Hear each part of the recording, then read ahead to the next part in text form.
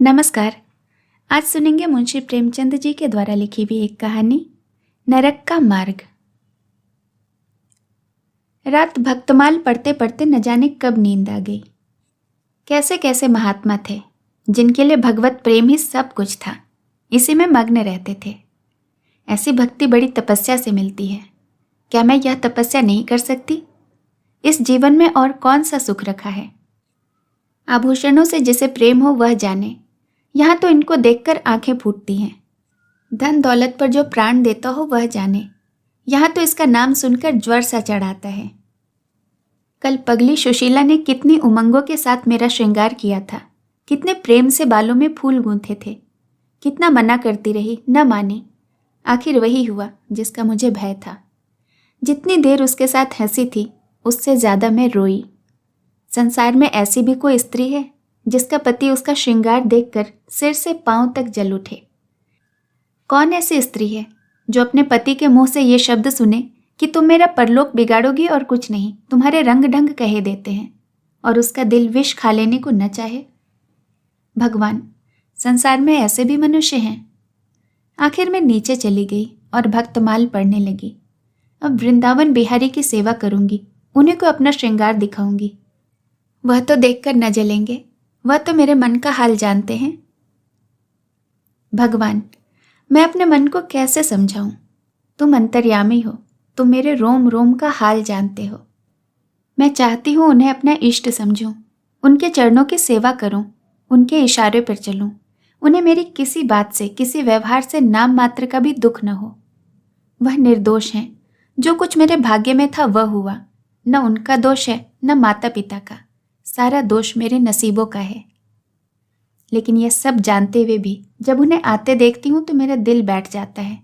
मुंह पर मुर्दनी सी छा जाती है, सिर भारी हो जाता है। जी चाहता है इनकी सूरत न देखूं, बात तक करने को जी नहीं चाहता। कदाचित शत्रु को देखकर भी किसी का मन इतना क्लांत न होता होगा। उनके आने के समय दिल में धड़कन सी होने लगती है। 2-1 दिन के लिए कहीं चले जाते हैं तो दिल पर से एक बोझ सा उठ जाता है। हंसती भी हूँ, बोलती भी हूँ, जीवन में कुछ आनंद आने लगता है। लेकिन उनके आने का समाचार पाते ही फिर चारों ओर अंधकार। चित्त की ऐसी दशा क्यों है यह मैं नहीं कह सकती। मुझे तो ऐसा जान पड़ता है कि पूर्व जन्म में हम दोनों में वैर था। उसी वैर का बदला लेने के लिए इन्होंने मुझसे विवाह किया है। वही पुराने संस्कार हमारे मन में बने हुए हैं। नहीं तो वो मुझे देख देख कर क्यों जलते और मैं उनकी सूरत से क्यों घृणा करती। विवाह करने का यह तो मतलब नहीं हुआ करता। मैं अपने घर में इससे कहीं सुखी थी। कदाचित मैं जीवन पर्यंत अपने घर में आनंद से रह सकती थी। लेकिन इस लोक प्रथा का बुरा हो जो अभागिनी कन्याओं को किसी न किसी पुरुष के गले में बांध देना अनिवार्य समझती हैं। वह क्या जानता है कि कितनी युवतियां उसके नाम को रो रही हैं, कितने अभिलाषाओं से लहराते हुए कोमल हृदय उसके पैरों तले रौंदे जा रहे हैं। युवती के लिए पति कैसी कैसी मधुर कल्पनाओं का स्रोत होता है। पुरुष में जो उत्तम है, श्रेष्ठ है, दर्शनीय है, उसकी सजीव मूर्ति इस शब्द के ध्यान में आते ही उसकी नजरों के आगे आकर खड़ी हो जाती है। लेकिन मेरे लिए यह शब्द क्या है? हृदय में उठने वाला शूल, कलेजे में खटकने वाला कांटा, आंखों में गड़ने वाली किरकिरी, अंतःकरण में बेधने वाला व्यंग्यवाण। सुशीला को हमेशा हंसते देखती हूँ। वह कभी अपनी दरिद्रता का गिला नहीं करती। गहने नहीं हैं, कपड़े नहीं हैं, भाड़े के नन्हे से मकान में रहती है। अपने हाथों घर का सारा काम काज करती है, फिर भी कभी उसे रोते नहीं देखती। अगर अपने बस की बात होती तो आज अपने धन को उसकी दरिद्रता से बदल देती। अपने पति को मुस्कुराते हुए घर में आते देखकर उसका सारा दुख दारिद्र्य छू मंतर हो जाता है, छाती गज भर की हो जाती है। उसके प्रेमालिंगन में वह सुख है जिस पर तीनों लोक का धन निछावर कर दूं। आज मुझसे जब्द न हो सका। मैंने पूछा, तुमने मुझसे किस लिए विवाह किया था? यह प्रश्न महीनों से मेरे मन में उठता था, पर मन को रोकती चली आती थी। आज प्याला छलक पड़ा। यह प्रश्न सुनकर वह कुछ बौखला से गए, बगले झांकने लगे, खीसे निकाल कर बोले, घर संभालने के लिए, गृहस्थी का भार उठाने के लिए, और नहीं तो क्या भोग विलास के लिए। घरनी के बिना यह घर भूतों का डेरा सा मालूम होता था। नौकर चाकर घर की संपत्ति उड़ाए देते थे। जो चीज जहां पड़ी थी वहीं पड़ी रहती थी। उसको देखने वाला कोई न था। तो अब मालूम हुआ मैं इस घर की चौकसी के लिए लाई गई हूँ। मुझे इस घर की रक्षा करनी चाहिए और अपने आप को धन्य समझना चाहिए कि यह सारी संपत्ति मेरी ही है। मुख्य वस्तु संपत्ति है, मैं तो केवल चौकीदारिनी हूँ। ऐसे घर में आज ही आग लग जाए। अब तक तो मैं अनजान में इस घर की चौकसी करती थी। जितना वह चाहते हैं उतना न सही, पर अपनी बुद्धि के अनुसार तो अवश्य करती थी। आज से किसी चीज को भूल कर भी छूने की कसम खाती हूँ। यह मैं जानती हूँ कि कोई भी पुरुष चौकसी के लिए विवाह नहीं करता। इन महाशय ने चिढ़कर मुझसे यह बात कही है। लेकिन सुशीला ठीक ही कहती है। इन्हें स्त्री के बिना घर सूना लगता होगा, उसी तरह जैसे पिंजड़े में चिड़िया को न देखकर पिंजड़ा सूना लगता है। यह है हम स्त्रियों का भाग्य। मालूम नहीं इन्हें मुझ पर इतना संदेह क्यों होता है। जब से नसीब इस घर में लाया है, इन्हें बार बार संदेह मूलक कटाक्ष करते देखती हूँ। क्या कारण है? जरा बाल गुथवा कर बैठी और यह होठ चबाने लगे। कहीं जाती नहीं, कहीं आती नहीं, किसी से बोलती नहीं, फिर भी इतना संदेह। यह अपमान असहाय है। क्या मुझे अपनी आबरू प्यारी नहीं? या मुझे इतने छिछोरी क्यों समझते हैं? इन्हें मुझ पर संदेह करते जरा भी लज्जा नहीं आती? काना आदमी किसी को हंसते देखता है तो समझता है लोग मुझी पर हंस रहे हैं। शायद इन्हें भी यही वहम हो गया है कि मैं इन्हें चिढ़ाती हूँ। अपने अधिकार के बाहर कोई काम कर बैठने से कदाचित हमारे चित्त की भी यही वृत्ति हो जाती है। भिक्षुक राजा की गद्दी पर चैन की नींद नहीं सो सकता। उसे अपने चारों तरफ शत्रु ही शत्रु दिखाई देंगे। मैं समझती हूँ सभी शादी करने वाले बुढ़ों का यही हाल है। आज सुशीला के कहने से मैं ठाकुर जी की झांकी देखने जा रही थी। अब यह साधारण बुद्धि का आदमी भी समझ सकता है कि फूहड़ बहू बनकर निकलना अपनी हंसी उड़ाना है। लेकिन आप उसी वक्त न जाने किधर से आ टपके और मेरी ओर तिरस्कारपूर्ण नेत्रों से देखकर बोले, कहाँ की तैयारी है? मैंने कह दिया कि जरा ठाकुर जी की झांकी देख कर आती हूँ। इतना सुनते ही त्योरियां चढ़ाकर बोले, तुम्हारे जाने की कोई जरूरत नहीं। जो स्त्री अपने पति की सेवा नहीं कर सकती उसे देवताओं के दर्शन से पुण्य के बदले पाप ही प्राप्त होता है। मुझसे उड़ने चली हो? मैं औरतों की नस नस पहचानता हूँ। ऐसा क्रोध आया कि बस अब क्या कहूँ। उसी दम कपड़े बदले और प्रण कर लिया कि अब कभी दर्शन करने न जाऊंगी। इस अविश्वास का भी कुछ ठिकाना है? फिर न जाने क्या सोचकर रुक गई। उनकी बात का जवाब तो यही था कि उसी क्षण घर से चलकर खड़ी हो जाती, फिर देखती मेरा क्या कर लेते हैं। इन्हें मेरे उदास और विमन रहने पर आश्चर्य होता है। मुझे मन में कृतज्ञ समझते हैं। अपनी समझ में इन्होंने मेरे साथ विवाह करके शायद मुझ पर बहुत बड़ा एहसान किया है। इतनी बड़ी जायदाद, इतनी विशाल संपत्ति की स्वामिनी होकर मुझे फूले न समाना चाहिए था। आठों पहर इनका यशगान करते रहना चाहिए था। मैं यह सब कुछ न करके उल्टे और मुंह लटकाए रहती हूँ। कभी कभी मुझे बेचारे पर दया आ जाती है। यह नहीं समझते कि नारी जीवन में ऐसी कोई वस्तु भी है जिसे खोकर उसकी आंखों में वह स्वयं नरक तुल्य हो जाती है। वह 3 दिन से बीमार है। डॉक्टर कहते हैं बचने की कोई आशा नहीं, निमोनिया हो गया है। पर न जाने क्यों मुझे इसका कोई गम नहीं। मैं इतनी वज्र हृदय कभी भी न थी। न जाने वह मेरी कोमलता कहाँ चली गई। किसी बीमार की सूरत देखकर मेरा हृदय करुणा से चंचल हो जाता था। मैं किसी का रोना नहीं सुन सकती थी। वही मैं हूँ कि आज 3 दिन से उन्हें अपने बगल के कमरे में कराहते हुए सुनती हूँ और उन्हें एक बार भी देखने न गई। आंखों में आंसू आने का जिक्र ही क्या। मुझे ऐसा मालूम होता है इनसे मेरा कोई नाता ही नहीं। मुझे चाहे कोई पिशाचिनी कहे, चाहे कुल्टा, पर मुझे तो यह कहने में लेश मात्र भी संकोच नहीं कि इनकी बीमारी से मुझे एक प्रकार से ईर्ष्या में आनंद आ रहा है। इन्होंने मुझे यहाँ कारावास दे रखा था। मैं इसे विवाह का पवित्र नाम नहीं देना चाहती। यह तो कारावास ही है। मैं इतनी उदार नहीं हूँ कि जिसने मुझे कैद में डाल रखा हो मैं उसकी पूजा करूँ। जो मुझे लात से मारे मैं उसके पैरों को चूमूं। मुझे तो मालूम हो रहा है ईश्वर इन्हें इन सब पापों का दंड दे रहे हैं। मैं निसंकोच होकर कहती हूँ कि मेरा इनसे विवाह नहीं हुआ। स्त्री किसी के गले में बांध दिए जाने से ही उसकी विवाहिता नहीं हो जाती।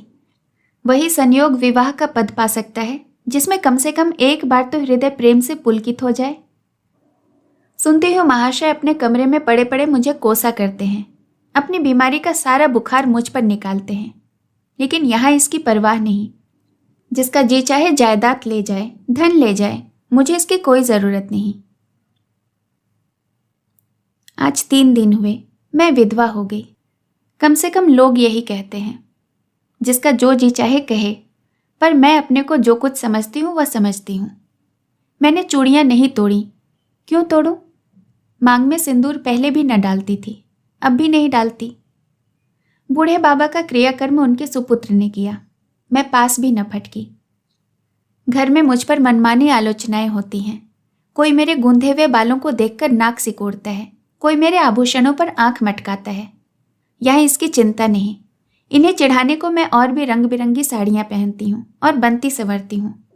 मुझे ज़रा भी दुख नहीं, मैं तो कैद से छूट गई। इधर कई दिनों बाद सुशीला के घर गई। छोटा सा मकान है, न कोई सजावट, न सामान, चारपाइयाँ तक नहीं, पर सुशीला कितने आनंद से रहती है। उसका उल्लास देखकर मेरे मन में भांति भांति की कल्पनाएं उठने लगती हैं। उन्हें कुत्सित क्यों कहूँ, जब मेरा मन उन्हें कुत्सित नहीं समझता। इनके जीवन में कितना उत्साह है। आंखें मुस्कुराती रहती हैं, होठों पर मधुर हास्य खेलता रहता है, बातों में प्रेम का स्रोत बहता हुआ जान पड़ता है। इस आनंद से, चाहे वह कितना ही क्षणिक क्यों न हो, जीवन सफल हो जाता है। फिर इसे कोई भूल नहीं सकता। उसकी स्मृति अंत तक के लिए काफ़ी हो जाती है। इस मिजराओं की चोट हृदय के तारों को अंतःकाल तक मधुर स्वप्नों में कंपित करके रख सकती है। एक दिन मैंने सुशीला से कहा, अगर तेरे पतिदेव कहीं परदेश चले जाएं, तब तो तू रोते रोते मर ही जाएगी। सुशीला गंभीर भाव से बोली, नहीं बहन, मरूंगी नहीं। उनकी याद सदैव प्रफुल्लित करती रहेगी, चाहे उन्हें परदेश में बरसों लग जाएं। मैं भी यही प्रेम चाहती हूँ। इसी चोट के लिए मेरा मन तड़पता रहता है। मैं भी ऐसी ही स्मृति चाहती हूँ, जिससे दिल के तार सदैव बजते रहें, जिसका नशा नित्य छाया रहे। रात रोते रोते हिचकियाँ बंध गईं। न जाने क्यों दिल भर भर आता था। अपना जीवन सामने एक बीहड़ मैदान की भांति फैला हुआ मालूम होता था, जहाँ बगुलों के सिवाय हरियाली का नाम भी नहीं। घर फाड़े खाता था। चित्त ऐसा चंचल हो रहा था कि कहीं उड़ जाऊं। आजकल भक्ति के ग्रंथों की ओर ताकने को जी भी नहीं चाहता। कहीं सैर करने जाने की इच्छा भी नहीं होती। क्या चाहती हूँ वह मैं स्वयं भी नहीं जानती। लेकिन मैं जो नहीं जानती, वह मेरा एक एक रोम जानता है। मैं अपनी भावनाओं की सजीव भूमि हूँ। मेरा एक एक अंग मेरी आंतरिक वेदना का अंतर्नाद कर रहा है। मेरे चित्त की चंचलता उस अंतिम दशा को पहुँच गई है, जब मनुष्य को निंदा की न लज्जा रहती है और न भय। जिन लोभी स्वार्थी माता पिता ने मुझे कुएं में ढकेला, जिस पाषाण हृदय ने मेरी मांग में सिंदूर डालने का स्वांग किया, उसके प्रति मेरे मन में बार बार दुष्कामनाएं उठती हैं। मैं उन्हें लज्जित करना चाहती हूँ। मैं अपने मुख में कालिख लगाकर उनके मुख में कालिख लगाना चाहती हूँ। मैं अपने प्राण देकर उन्हें प्राण दंड दिलाना चाहती हूँ। मेरा नारित्व लुप्त हो गया है। मेरे हृदय में प्रचंड ज्वाला उठी हुई है। घर के सारे आदमी सो रहे थे। मैं चुपके से नीचे उतरी, द्वार खोली और घर से निकल गई। जैसे कोई प्राणी गर्मी से व्याकुल होकर घर से निकले और किसी खुली हुई जगह की ओर दौड़े। उस मकान में मेरा दम घुट रहा था। सड़क पर सन्नाटा था। दुकानें बंद हो चुकी थीं। सहसा एक बुढ़िया आती हुई दिखाई दी। मैं डरी कि कहीं चुड़ैल न हो। बुढ़िया ने मेरे समीप आकर मुझे सिर से पांव तक देखा और फिर बोली, किसकी राह देख रही हो? मैंने चिढ़कर कहा, मौत की। बुढ़िया, तुम्हारे नसीबों में अभी जिंदगी के बड़े बड़े सुख भोगने लिखे हैं। अंधेरी रात गुजर गई, आसमान पर सुबह की रोशनी नजर आ रही है। मैंने हंसकर कहा, अंधेरे में भी तुम्हारी आंखें इतनी तेज हैं कि नसीबों की लिखावट पढ़ लेती हो। बुढ़िया, आंखों से नहीं पढ़ती बेटी, अकल से पढ़ती हूँ। धूप में चूड़े सफ़ेद नहीं किए हैं। तुम्हारे बुरे दिन गए, अच्छे दिन आ रहे हैं। हंसो मत बेटी, यही काम करते उम्र गुजर गई। इसी बुढ़िया की बदौलत जो नदी में कूदने जा रही थी, वे आज फूलों की सेज पर सो रही है। जो जहर का प्याला पीने को तैयार थी, वे आज दूध की कुल्लियाँ कर रही हैं। इसीलिए इतनी रात गए निकलती हूँ कि अपने हाथों किसी अभागिनी का उद्धार कर सकूं। किसी से कुछ मांगती नहीं, भगवान का दिया सब कुछ मेरे घर में है।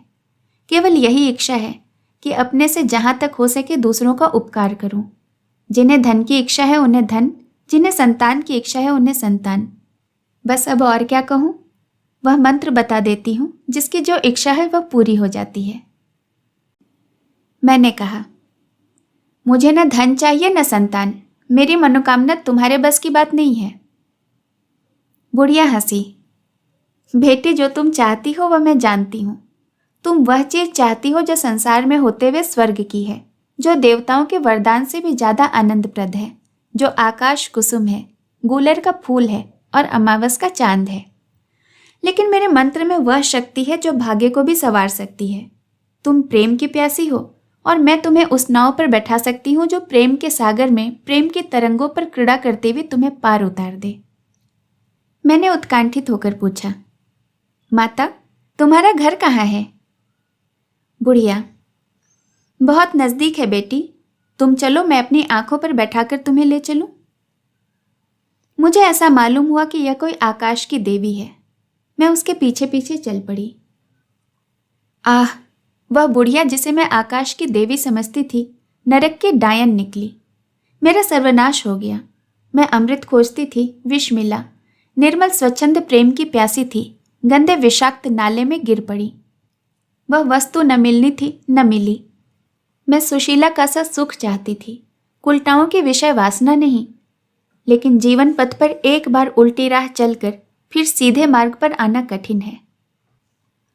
लेकिन मेरे अंतःपतन का अपराध मेरे सिर नहीं, मेरे माता पिता और उस बूढ़े पर है जो मेरा स्वामी बनना चाहता था। मैं यह पंक्तियां न लिखती, लेकिन इस विचार से लिख रही हूं कि मेरी आत्मकथा पढ़कर लोगों की आंखें खुले।